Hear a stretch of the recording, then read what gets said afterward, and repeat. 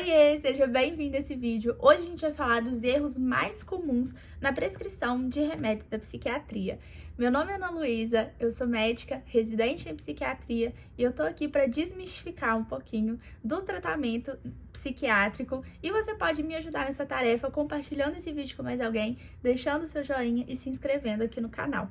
Bom, eu acho que um dos erros principais que eu vejo na minha prática são medicações que são prescritas sem uma avaliação completa do paciente. É muito frequente o paciente chegar numa consulta e falar: nossa, o médico me atendeu em 10, 15 minutos, nem olhou na minha cara e já saí de lá com uma receita. E, gente, 15 minutos não é tempo suficiente para fazer uma avaliação completa de um paciente, né? Até porque, eu vou até deixar um vídeo aqui para vocês, que é muito importante a gente levar em consideração todo o histórico dessa pessoa, tanto em relação a condições médicas que essa pessoa tenha, né, outras doenças, história familiar, história social, uso de substâncias, se faz atividade física, se está em terapia, se já fez algum acompanhamento psiquiátrico antes, enfim, são muitas questões, relação dessa pessoa com o mundo, dela com outras pessoas, dela com ela mesma. Isso tudo é muito amplo para ser abordado em 15 minutos e alguém sair com uma prescrição. E como eu acredito que um tratamento psiquiátrico vai muito além da prescrição, eu não acredito em consulta de 15 minutos, principalmente primeira consulta. O segundo erro que eu mais vejo são pacientes que receberam prescrição de remédios com dosagem inadequada. E aí é o seguinte, tem muitos remédios que a gente usa de formas diferentes, em dosagens diferentes. Então, por exemplo, quando a gente fala de trazodona e mirtazapina, são remédios que em doses baixas a gente pode usar para o sono, para insônia. Mas nessas doses baixas, eles não funcionam como antidepressivo. Então, é muito comum a gente receber no consultório paciente que recebeu a prescrição de trazodona 50 miligramas para tratar depressão, e não vai tratar, porque tá em subdose, né? A dose para depressão é a partir de 100, 150 miligramas. Ou no caso da mirtazapina, o paciente recebeu uma prescrição de mirtazapina 15 miligramas, não vai tratar a depressão, é a partir de 30 miligramas que é a dose efetiva. Então, é muito comum a gente ver pacientes sendo tratados em subdose, doses inferiores às mínimas necessárias para efeito, e aí o paciente não melhora, acha que o remédio não funciona, quando na verdade foi a dose que foi feita de forma equivocada. Outra coisa é também quando o profissional não leva em consideração os efeitos colaterais da medicação de acordo com cada paciente. Então, por exemplo, se eu tô atendendo um paciente que morre de medo de engordar com uma medicação, eu vou tender a passar uma medicação que o risco de ganho de peso seja o mínimo possível. Então, por exemplo, não adianta você escolher um remédio que é a primeira linha para ansiedade, sendo que aquele remédio pode gerar ganho de peso para aquela pessoa e ela é uma pessoa que morre de medo de ganhar peso.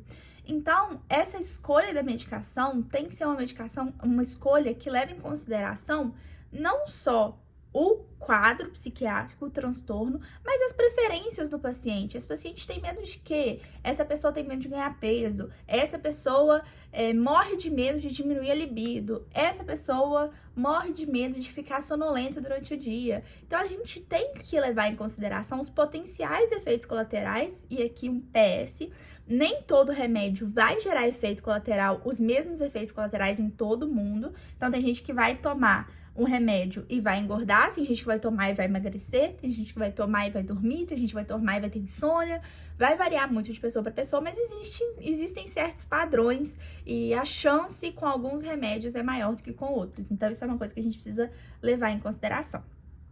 Outro erro é não considerar potenciais interações medicamentosas com outros remédios que essa pessoa possa tomar. Então, por exemplo, se tem uma pessoa fazendo um tratamento quimioterápico, por exemplo, ela usa tamoxifeno, o tamoxifeno não vai poder interagir com vários remédios que ela usa. Se é uma pessoa que tem uma questão renal, uma questão hepática, isso tudo tem que ser levado em consideração.